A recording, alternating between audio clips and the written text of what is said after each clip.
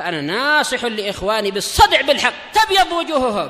السكوت في مسألة الحزبية يضرها، فاصدع بما تؤمر وأعرض عن المشركين. سلامي على دماج ورجالها والشيخ يحيى ودار العلم يا سعد بانيها. Bismillahirrahmanirrahim. Kita lanjutkan pembahasan akidah Imam Abu Zur'ah Ar-Razi dan Abu Hatim Ar-Razi yang menukilkan kalam dari para ulama dari seluruh negeri yang beliau jumpai. Dan kita masih di catatan kaki muka surat 87 itu ya. Baik.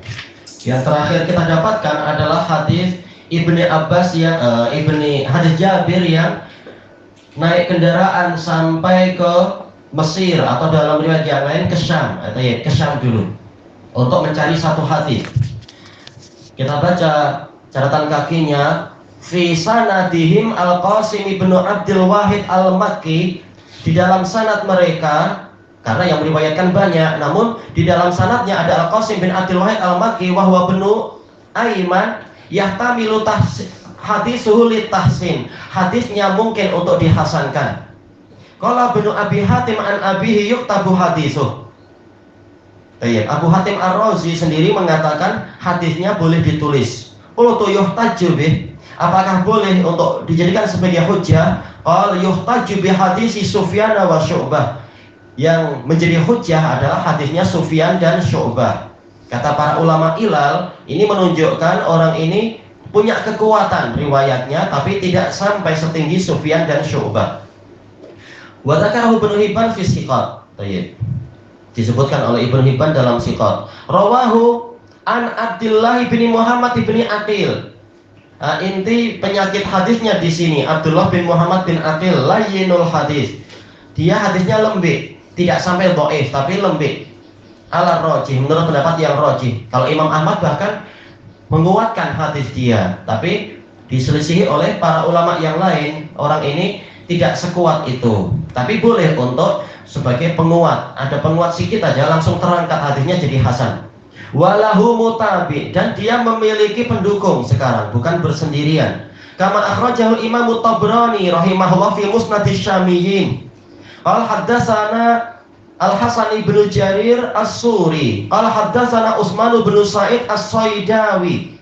Qala haddatsana Sulaiman bin Shalih. Qala haddatsana Abdurrahman bin Sabit bin Sauban anil Hajjaj bin Dinar an Muhammad bin Al-Munkadir an Jabir bin Abdullah bihi, yaitu dengan cerita yang isinya sama. Fi sanadihi Abdurrahman bin Sabit bin Sauban ar-rajih dha'fuh, yang betul dia lemah walaupun sebagian ulama menguatkan dia. Nah, dua sanad ini sudah cukup untuk menyebabkan hadisnya terangkat jadi hasan li ghairi. Fasanatu dhaif lakinnahu ma'a sanadil awal shara hasanan. Sanad kedua lemah, namun bersama dengan sanad pertama dia menjadi hasan. Kesimpulan hadisnya apa? Yaitu Nabi bercerita yang kita sebutkan setelah ini. Fallahu tabaraka wa ta'ala yatakallam. Maka Allah Subhanahu wa ta'ala itu berbicara. Walbat, ini ada yang hilang ya, yaitu apa? Al-qasi wal badi yasma'una kalamahu bimasya. Ya, ini ada yang hilang ini. Wal qasi wal badi, orang yang jauh dan orang yang jauh atau iya, kenapa ini boleh sampai hilang terpotong di sini? Al-qarib wal badi, itu lebih sesuai ya, qasi dengan badi sama. Al-qarib wal badi, badi itu ba'id, orang yang jauh. Jadi orang yang dekat dan orang yang jauh semuanya akan mendengar kalamullah dengan apa yang Allah kehendaki, yaitu di hari kiamat. Menunjukkan kalamullah itu akan didengar, ada suara sesuai dengan yang Allah kehendaki, tidak seperti suara makhluk. Qala al-Imam Muhammad ibnu Shalih Al-Qahtani Al-Andalusi Al-Maliki rahimahullah fi Nuniyah Al-Qahtani, wa kadza yunadi fil qiyamati rabbuna jahran fayasma'u sawtuhu saqalani.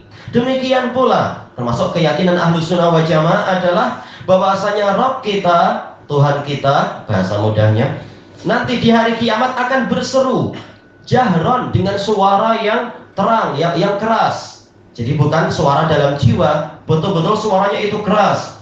Fa yasma'u sautahu saqalani, maka seluruh makhluk yang membebani bumi, yaitu apa? Jin dan manusia, akan mendengar suara Allah. Saqalan ini yang membebani bumi. Yang lain mengatakan saqalan bermakna apa itu? Musaqalan, yang dibebani syariat. Ayya ibadi ansitu li wasma'u, yaitu seakan-akan tafsir dari hadisnya apa? Wahai para hambaku, diamlah kalian untukku dan dengarkanlah qaulal ilahil malikid dayani, ucapan sesembahan yang maha menguasai segalanya dan maha menegakkan pembalasan. Dayan, menegakkan pembalasan. Hadis syair ini isyarat ke hadis itu tadi, hadis Abdullah bin Unais. Baik, selesai dari Nuniyah Al-Qahtani. Sekarang kita masuk kepada fasal yang baru di muka surat 88. Al-jannatu wan naru qad khuliqata haqiqah. Surga dan neraka itu telah tercipta secara hakiki. Tidak seperti ucapan Mu'tazilah yang mengatakan sekarang belum ada surga dan neraka. Kalau sudah ada itu sia-sia. Karena surga dan neraka tujuannya apa sih? Untuk memberikan pahala, yaitu menjadi pahala untuk orang yang soleh dan menjadi hukuman untuk orang yang jahat.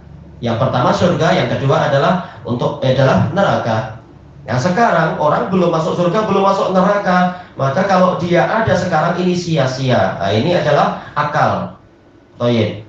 Sudah ada wahyu, dia memakai ro'yu. Ini salah. Sudah ada dalil nakli, dia memakai dalil akli, sehingga keliru. Dan dari mana dia tahu sekarang belum ada penghuninya? Sementara Rasulullah SAW telah bersabda bahwasanya saya melihat ada Ibrahim, ada Ishak dan Yakub, semuanya sedang duduk-duduk di tepi sungai surga menantikan kedatanganmu. Mereka sudah ada di sana. Demikian pula orang-orang yang mati syahid, mereka langsung boleh berterbangan di surga, menikmati hidangan di surga. Surga ada fungsinya. Demikian pula neraka untuk membakar Fir'aun dan bala tentaranya.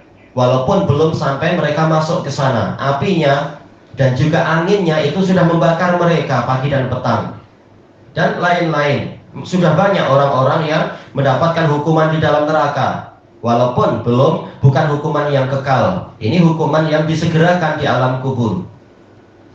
Jadi hikmahnya sudah ada, tujuannya sudah ada. Maka surga dan neraka memang sudah ada seperti yang dikabarkan oleh Allah dan Rasulnya. La tafnayani abada, tidak akan hilang selama-lamanya. Tidak seperti ucapan Jahmiyah yang mengatakan ada suatu saat nanti di mana surga dan neraka itu tidak lagi ada penghuninya dan dia itu akan lenyap dan rusak. Dari mana Anda tahu? Kejadian semenit lagi saja Anda tak tahu. Gimana tahu nanti hari kiamat surga dan neraka akan lenyap dan seterusnya? Ini sok tahunya mereka.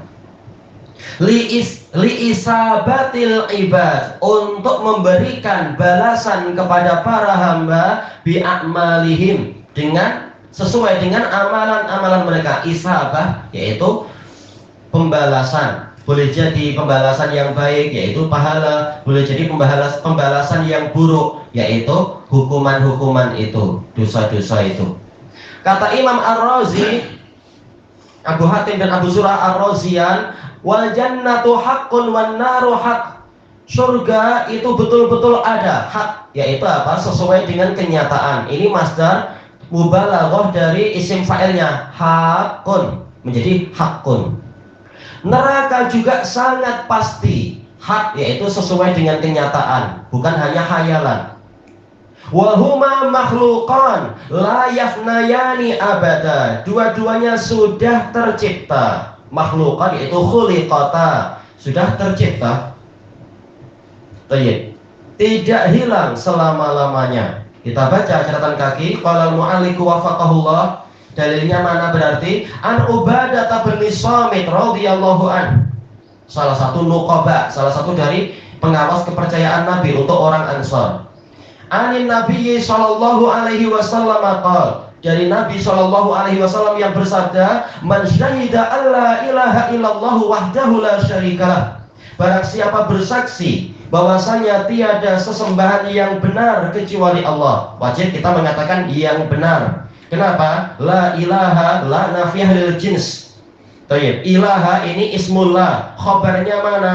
Tak mungkin khobarnya adalah lafdzul jalalah Allah.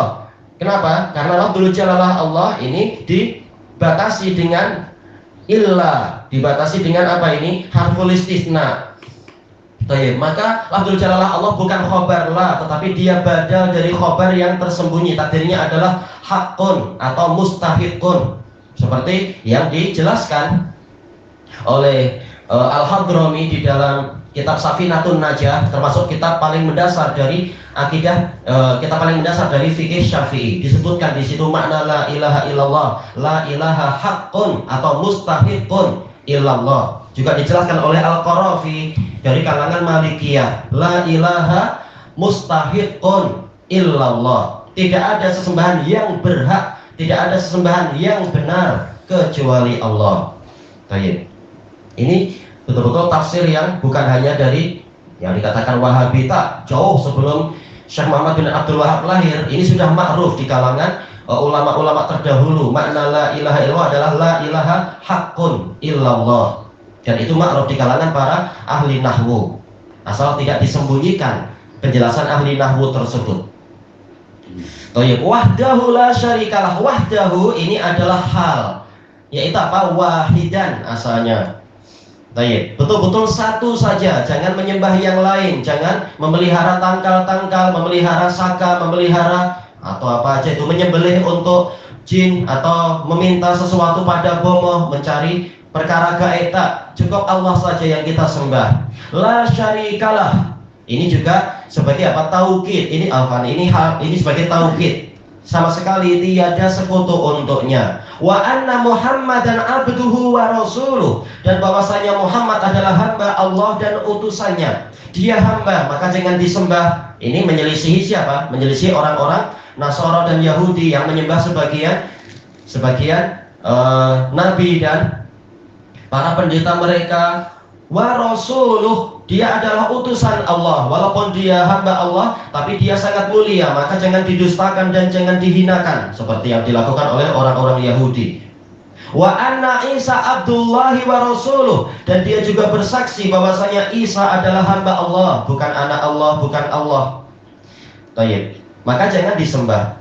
Wa rasuluh, dia utusan Allah, jangan didustakan, jangan dihinakan, jangan dikatakan dia anak zina dan seterusnya. Na'udzubillah.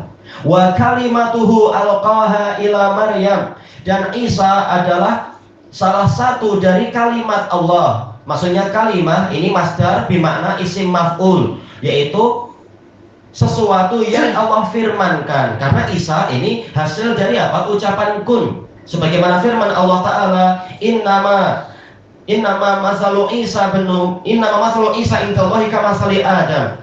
Permisalan Isa di sisi Allah adalah seperti Adam, yaitu sama-sama makhluk. Untuk Isa, yaitu apa? Cukup mengatakan kun, yaitu kami katakan terhadapnya kun. Tayyib fayakun, maka terbentuklah dia. Inilah makna Isa sebagai kalimatullah, yaitu maf'ul bih. Dia adalah maf'ul, hasil ciptaan dari kalimat Allah kun, jadilah engkau.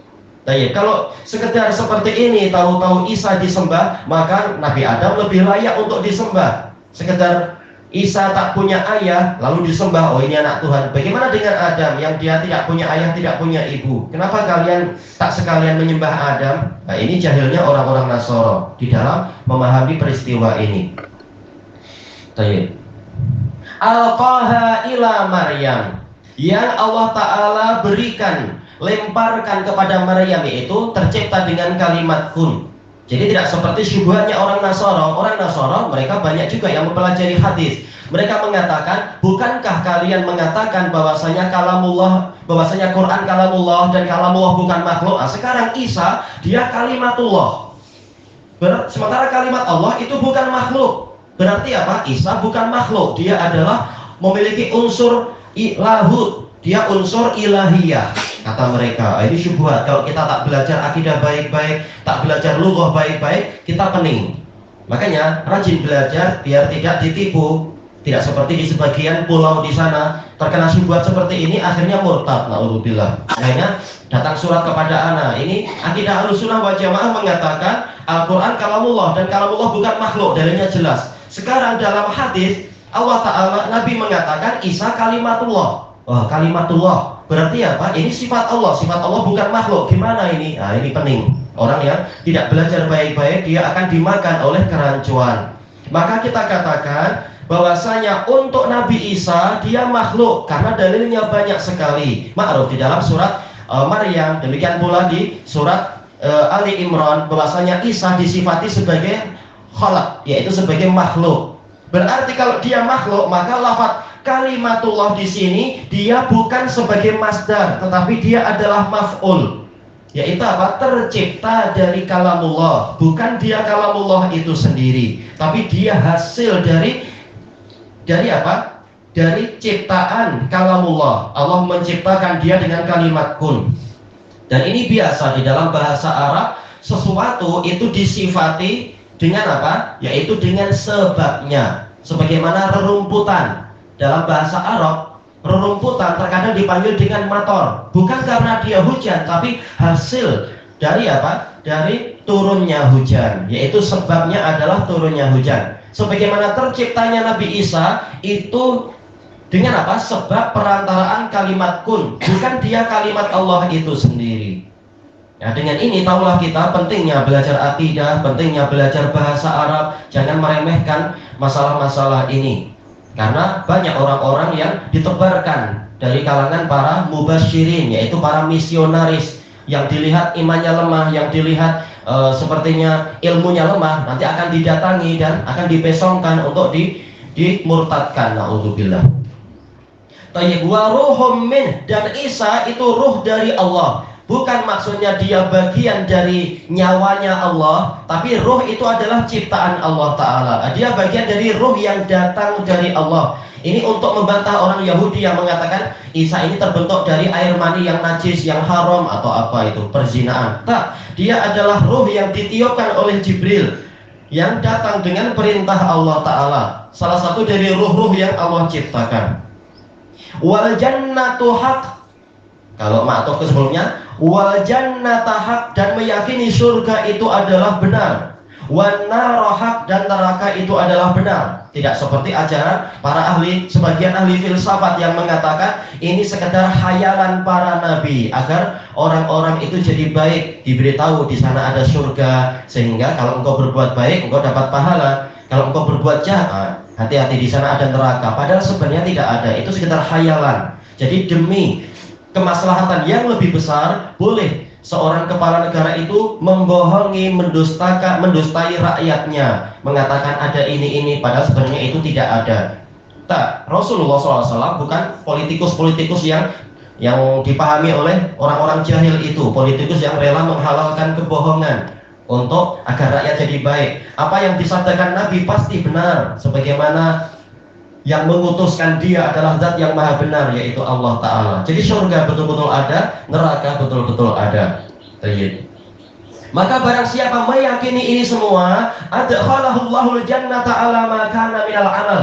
Allah akan memasukkan dia ke dalam surga sesuai dengan amalan dia. Ini dari kalangan ahli lughah. Ada dua penafsiran. Ala di sini maknanya adalah yaitu artinya adalah lil mutabaqah, kesesuaian. Dia masuk surga sesuai dengan amalan dia. Nah, kalau amalannya bagus, maka mendapatkan surga level yang sangat tinggi. Kalau amalannya sederhana, ya sesuai dengan kadarnya. Yang kedua, ala maka nominal amal, ala bimakna mahma. Walau apapun yang dia lakukan, akhirnya dia akan masuk surga, walaupun sempat mencuri atau sempat merompat atau membunuh. Tapi kalau dia meyakini perkara-perkara yang disebutkan dalam hadis ini, walaupun dia sempat masuk neraka, disiksa, nanti akhirnya dia akan masuk surga karena dasar imannya ada. Baik. Untuk kelengkapannya dibahas pada pertemuan yang akan datang insyaallah. Wallahu a'lam.